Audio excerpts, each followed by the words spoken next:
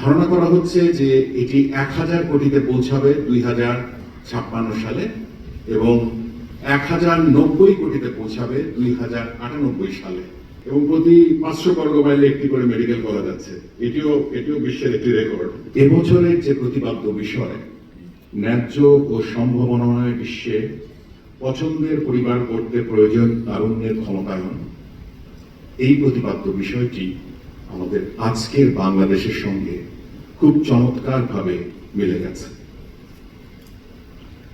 আমাদের জেনারেশন জনসংখ্যাকে একটা সমস্যা জেনে বড় হয়েছি। আমরা যখন ছোট ছিলাম আমরা শুনতাম জনসংখ্যা নিয়ন্ত্রণ, তারপর শুনলাম পরিবার পরিকল্পনা, তারপরে পরিবার কল্যাণ, এখন মানব সম্পদ উন্নয়ন। এই থিমটা আমাদের একটা জেনারেশনের মধ্যেই পরিবর্তিত হয়েছে। এখানে আমরা যারা উপস্থিত আছি, আমার বন্ধু আশরাফি অথবা সারোয়ার বাড়ি স্যার বা জাফর ভাই, আমরা সবাই কিন্তু এই জেনারেশনের মানুষ এবং আমাদের চোখের সামনে এই ধারণাটা পরিবর্তিত হয়েছে। বিশ্বের আজকে জনসংখ্যা হচ্ছে 823,45,24,750 যখন আমি এই বক্তৃতাটা শুরু করেছি, এবং এটি বাড়তে থাকবে। ধারণা করা হচ্ছে যে এটি 1000 কোটিতে পৌঁছাবে 2056 সালে এবং 1090 কোটিতে পৌঁছাবে 2098 সালে। সেটা হবে পিক এবং এরপর থেকে এই সংখ্যাটা কমতে থাকবে যদি বর্তমান ডেমোগ্রাফিক ট্রেন্ড ফলো করা হয়।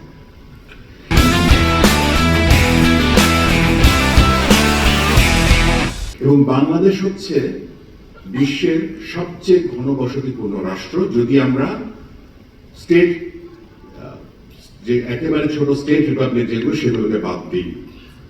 দুটো বিষয় আমরা এগিয়ে আছি। আমাদের বিশ্বের সবচেয়ে ঘনবসতিপূর্ণ এই অর্থে যে আমাদের দেশে প্রতি বর্গ মাইলে 3272 জন মানুষ বসবাস করে এবং প্রতি 500 বর্গ মাইলে একটি করে মেডিকেল কলেজ আছে। এটিও বিশ্বের একটি রেকর্ড। এত ঘনবসতিপূর্ণ মানুষ এবং এত ঘনবসতিপূর্ণ মেডিকেল কলেজ বিশ্বের আর কোথাও নেই।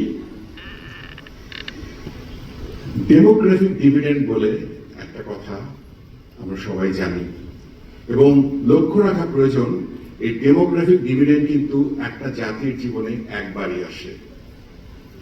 জনসংখ্যা যখন কমতে থাকে এমন একটা সময় আসে যে একটা নেশনের ওয়ার্কেবল যারা কাজ করছে সেই সংখ্যাটা প্রপোর্শনেটলি অনেক বেশি হয়, অর্থাৎ অতি বয়স্ক এবং শিশু এই সংখ্যার তুলনায় কর্মক্ষম সংখ্যার পরিমাণটা বেড়ে যায়।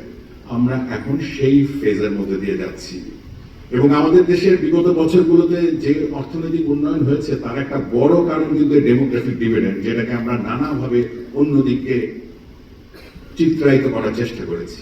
এবং এই ডেমোগ্রাফিক ডিভিডেন্ডের সুযোগটা যদি আমরা না নিতে পারি তবে কিন্তু আমাদের দেশ পিছিয়ে যাবে।